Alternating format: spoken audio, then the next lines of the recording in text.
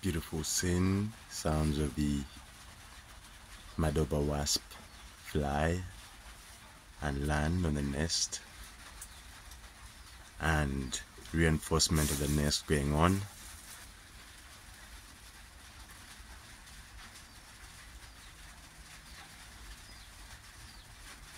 It's amazing how that small piece of attachment, that attached piece, holds the entire nest together. We do see larvae pupating, turning into the next stage, into the adult stage,